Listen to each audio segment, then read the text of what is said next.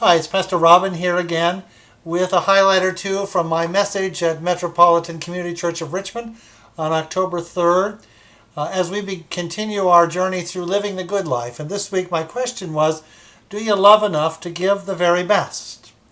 Now, I thought for a long time, especially in my younger years, but even well into my current age, that I would be really generous when I had a lot to give. In other words, when I had lots and lots of money and a big house and everything like that, then I could give away a lot, and I would do so. And I'd give to charity in the church and to my family and to those in need and my daughters and so on and so forth, and good causes in which I believe.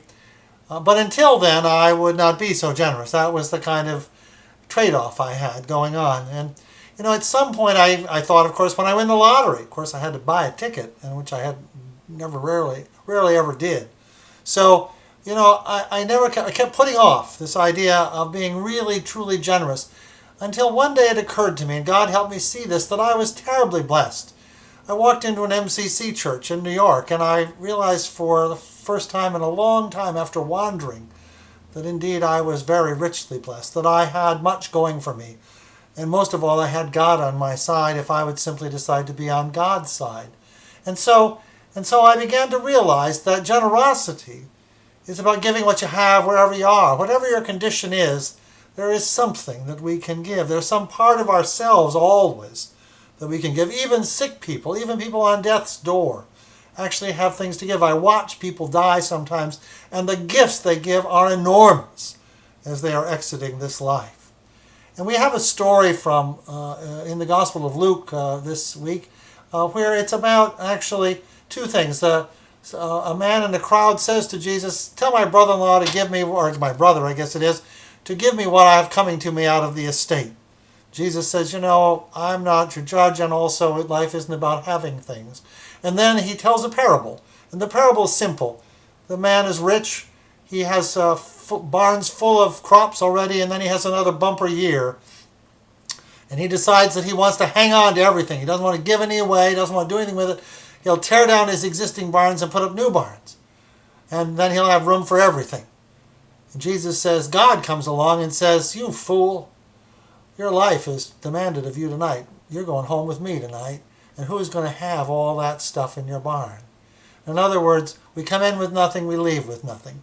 But the reality is, in between, we are immensely blessed. And generosity is always an important thing.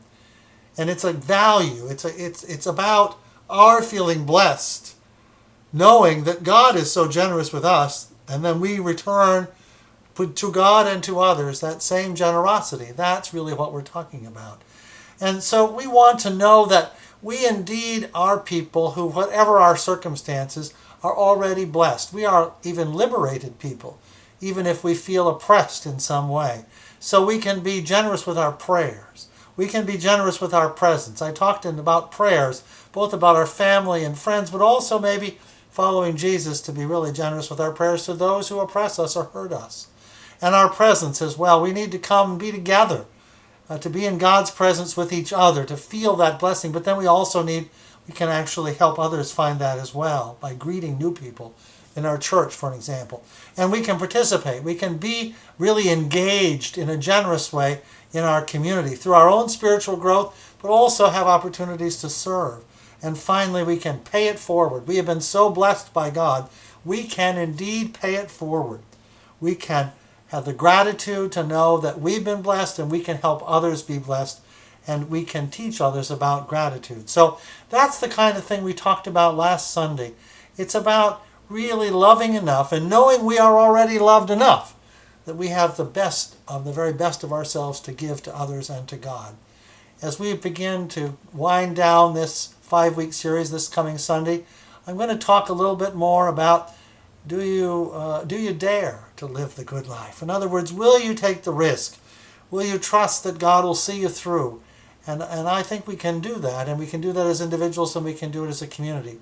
So I encourage you to, if you received our mailing this week or last week about the annual giving campaign, that you check off as many boxes as you can in the giving form, and also find a couple of ministry areas to serve in, so that we can all be engaged here and really produce what God has given us make it into even more than we have been given. Because that really is what it comes down to. We have been given so much, and our job really, as individuals and a community, is actually to pay it forward, to pass it on to those who come after us.